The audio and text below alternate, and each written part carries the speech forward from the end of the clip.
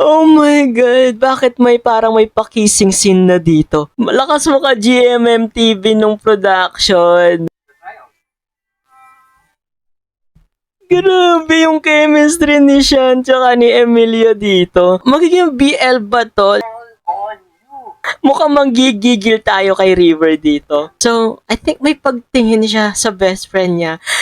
BL ba to?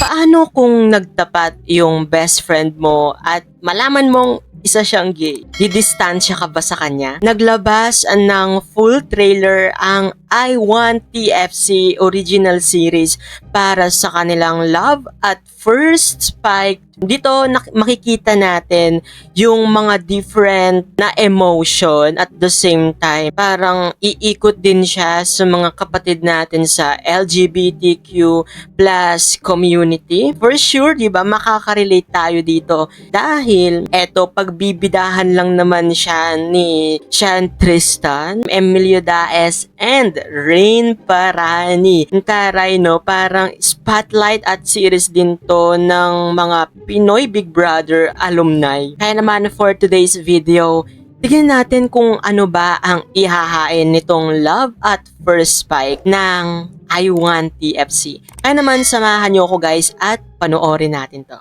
Let's go! So eto na ang Love at First Spike ng I Want TFC. Oh, so nakita natin dito, first si Emilio, tapos si Rain Parani, tapos eto na si Sean Tristan. Gusto ko yon. Another sports-centered series na naman. Bihira tayong gumagawa ng ganito ha. I mean, yung nagsisenter sa sports, yung storyline, tapos yung mga problem is for sure ay ano din dito, may papakita din dito. Parang, okay, good to. Para makita yung mga problem at maipamalas din yung gantong sports, no? Volleyball, nice.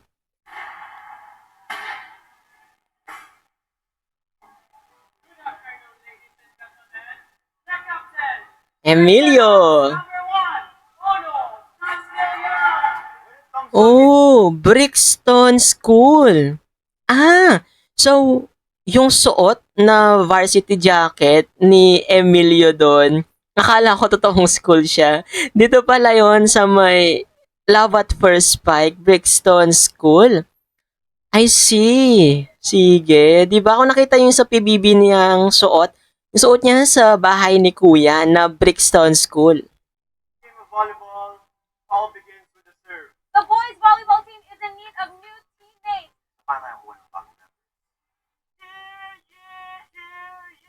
Kabog, kung napanood nyo yung Cinemalaya na pelikula na Rookie, parang may nasi-sense ako na ganun yung gagawin nilang atake dito sa Love at First Spike.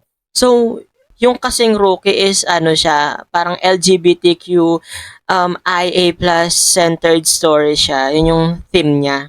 Okay?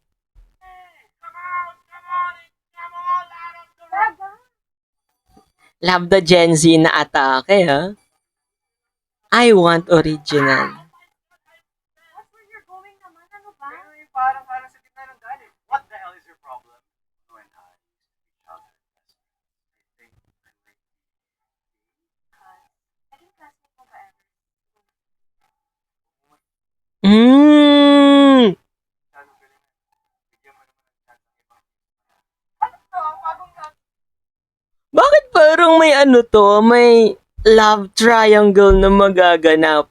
Nasi-sense ko na si Sean or si Jared dito, may gusto siya kay Uno na eto role ni Emilio. Tapos, yung pinsan ni Jared na si Rain Parani, may gusto siya kay Emilio. Ano yon, cousin na love triangle? Sige.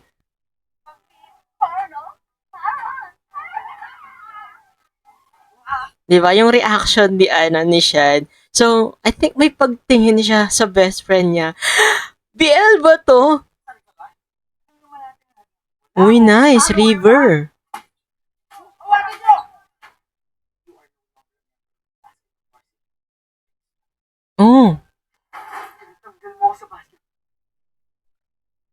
So, before pa pala, wait lang. Correct me if I am wrong. Na-shoot tong Love at First Spike before pa makapasok sa bahay ni Kuya yung dalawa, River and Emilio. Sa series na or sa series na to, nagkasama sila. Okay. So nakita natin na natanggal na dahil sa problem, 'di ba? Nag-away sila tapos tinanggal si Emilio sa varsity team ng school nila. And for sure, dito papasok yung idea sa isip ni Emilio na baka pwede siyang mag-join sa volleyball team since 'di ba may problem din na ang volleyball team ng school nila. All on you. Mukhang manggigigil tayo kay River dito. Oo, tama. Kung natalo ka, pwede ka naman nanalo sa ibang bagay. Paano po ito?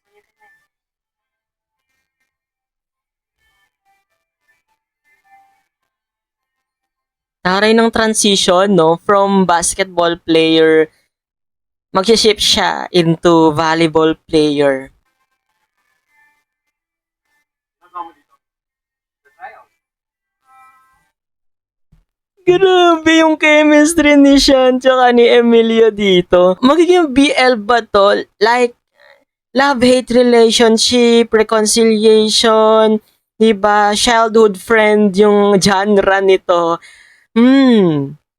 Ay, kung napanood nyo, may naalala akong BL series, yung History 2, Crossing the Line. Di ba, volleyball din yung ano nun nung tema nung story niya.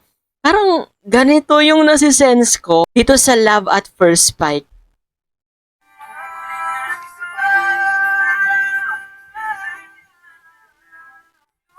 Ang kabog, ang fresh ng mga kakas dito.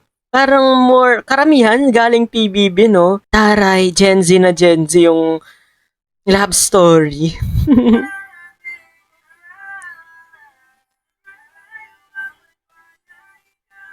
Star-studded din. Malakas mo ka GMM TV nung production. Ang cute at exciting to. Oh, kaya mo yan, Tristan. Oy, Sean. Napaka-promising. Feeling ko mag-hit to. Oh my God. Bakit may parang may pakissing scene na dito? Gusto ko makita to. Gusto ko makita to. Para sa'yo. Para paano mo ko pinaktan. Pwede, sorry.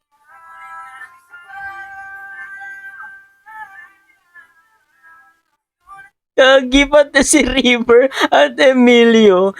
May chemistry din. Bakit feeling ko may love na... Oh, yeah, may love na nararamdaman si River dito. Tapos hindi niya lang ma-express. Kaya via violence niya pinapakita kay Emilio.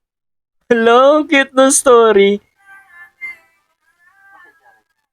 Hindi ako lang para sa'yo.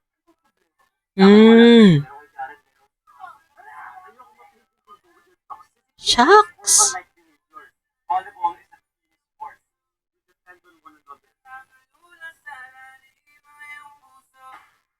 Love at first spike. Gulong-gulo ako sa genre.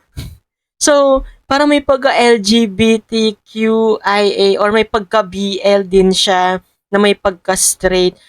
Oh, wait lang. Roller coaster yung emotion ko dito. That's it. I Want TFC coming this June. Nice. Oh, kung isa man tong BL series or what, feeling ko kakagatin to ng audience. Dahil we all know naman, di ba, kung gaano kumakalampag si Emilio na magkaroon siya ng BL series with, syempre, kay Michael. And what if makita din natin na dito sa Love at First Spike si Michael. Siguro kung mag-hit man yung Love at First Spike, magkakaroon to ng season 2. Parang it's all about pagtanggap at the same time second chance sa relationship nyo or even, di ba, sa friendship Yun yung nakikita kong story dito. Promising yung mga cast. Star-studded. Fresh yung mga actors at grabe, hands down sa production at acting skills nung mga cast dito. Nakaka-excite na coming this June, di ba? June na siya. Yan, ang dami nating aabangan for this Love at First Spike. Kayo, napanood nyo ba itong Love at First Spike? Ano guys yung masasabi nyo? Let me know in the comment section. Syempre, kung hindi ka pa rin nakasubscribe sa channel ko, don't forget to hit that subscribe button and that notification bell para lagi kang updated sa mga videos na i-upload ko pa. This has been CJ guys, your man of letters. Stay safe and stay motivated. Thank you for watching. Bye!